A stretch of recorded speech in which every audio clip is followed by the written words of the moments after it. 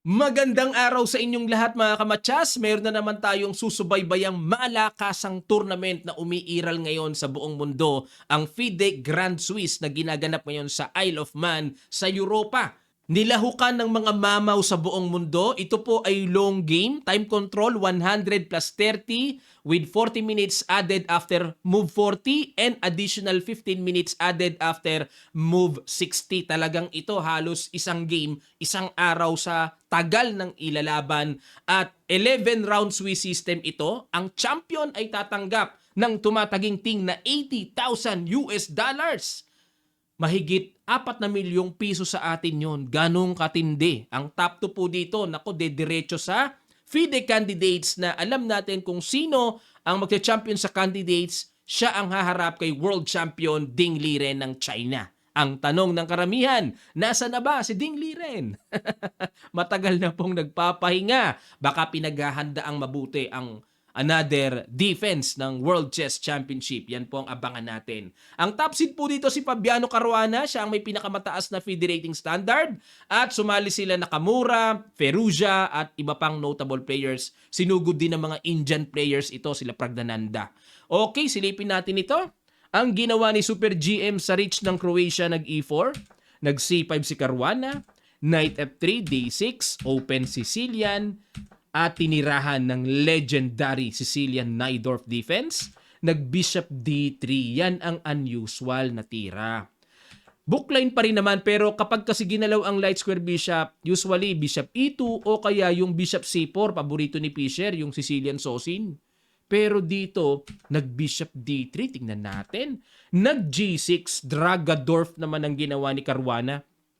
Pinagsamang dragon na naka-Najdorf. Usually dito, nag-E6 na lang, o kaya nag-E5. Pero nag-G6, tingnan natin. Nag-F3. Interesting. Grabe mga preparasyon nila sa opening ah. Usually naman dito, nagka-castle na eh. Tapos H3, F4 mamaya eh. Pero nag-F3, bakit? Bishop G7, Bishop E3. Ayun, para walang Knight G4 na makakaistorbo sa Bishop E3. Knight BD7 develop, Queen D2. Umamba ng patong, mukhang bibitaw ng Bishop H6. Nag-B5 muna si Fabi.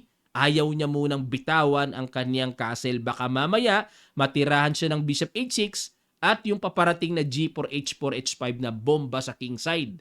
Nag-B5 muna. A4, binasag kagad ni Sarich.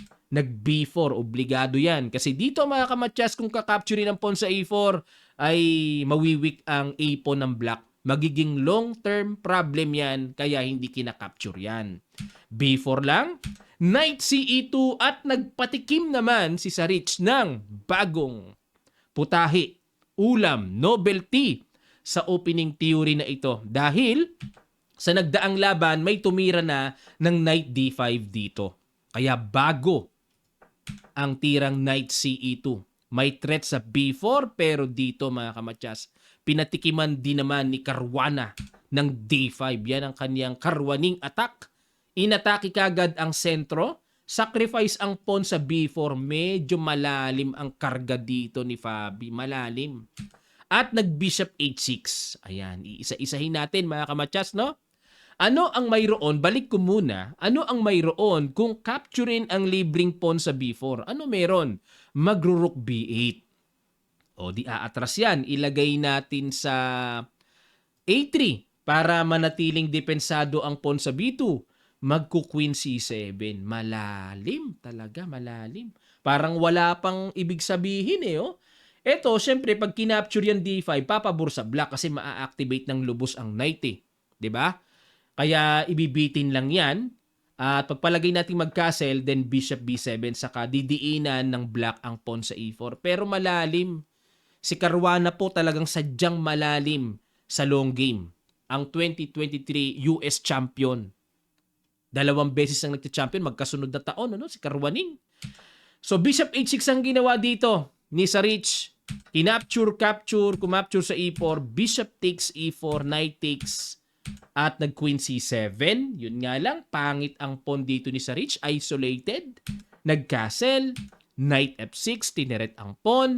At nag-Rook takes Knight. Ayun. Yun lang. Blunderacious Balagbag na masasabi mga kamatyas, maagang bitaw, premature.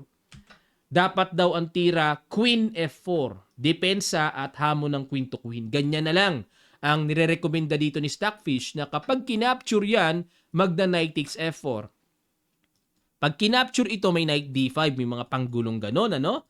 At kung mag-E5 naman dito, magda Knight D3, meron pa rin namang counter attack sa Knight F6.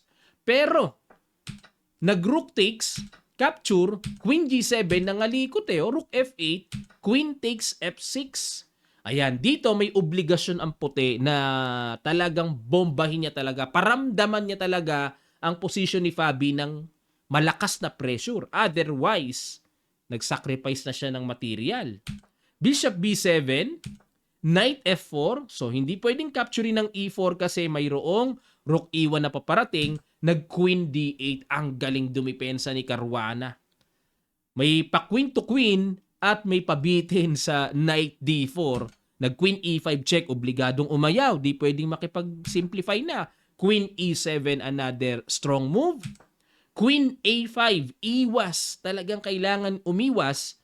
Nag-Rook C8 na bad move naman si Fabi. Dapat daw po ang tira ay Rook D8. Atakihin ang Knight sa D4. Yan ang accurate.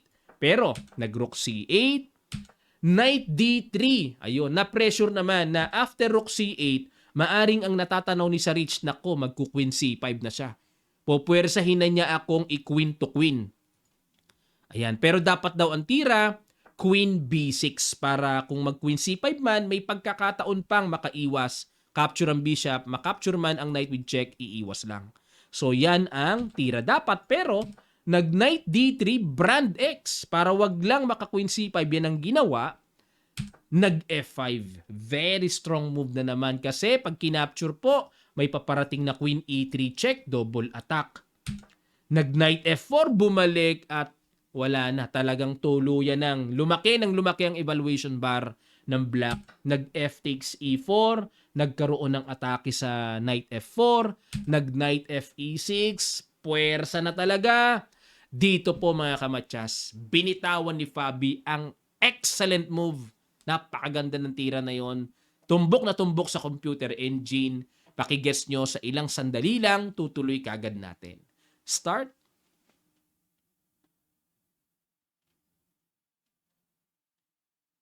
Maraming salamat. Congrats sa mga nakakita. Queen F6. Excellent move. Hindi pwedeng basta-basta kakapture ang knight sa rook. Kakapture muna sa knight D4 with check. Saka kakapturein ang knight doon. So lalamang ng isang piyesang klaro ang black. At may threat namang paparating na Queen F2, King H1, Queen F1. Mamamatchas ang white sa back rank. Daming threat, sari-sari. Nag-H3, obligadong magpasingaw para kung chumekman, may pasingaw. Rook F7, time na para umiwas naman ng tore. Tiyaga lang ni Fabi. Rook E1. At nag-Queen F2, yun lang.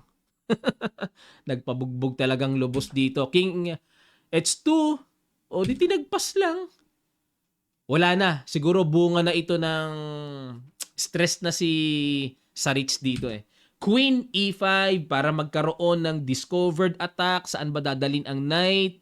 Binarhan ng tore. Para kung umalis man ang knight, nakabara.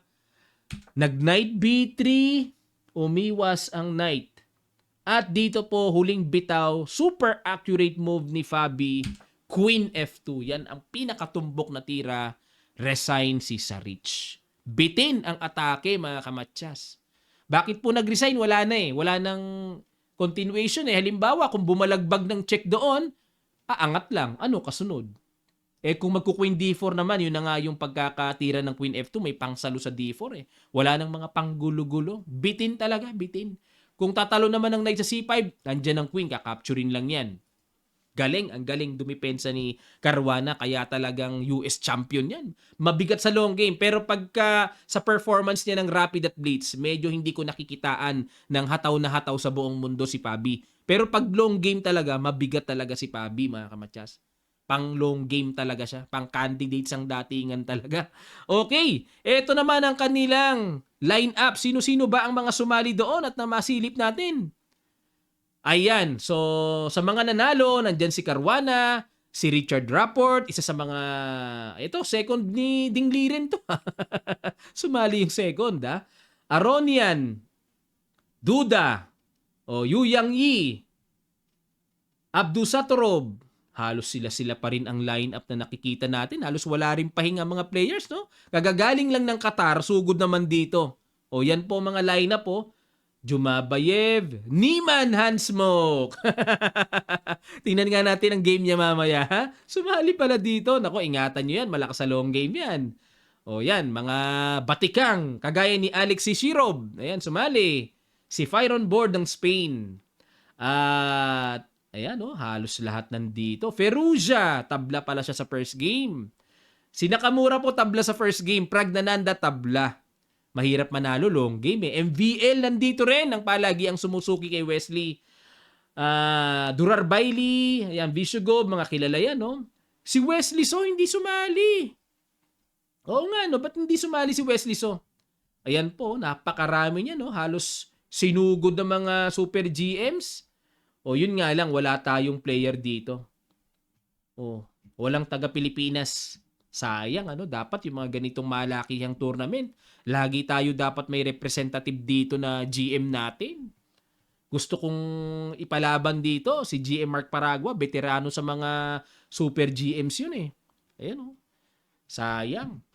Okay, so yan po mga kamatyas ang report dito sa after round number 1 ng ongoing Grand Swiss. Abangan naman natin ang magiging resulta ng round number 2 at maghahanap pa ako dito ng mga interesting games na i-analyze natin at papasadahan natin mga kamatyas. Maraming salamat po.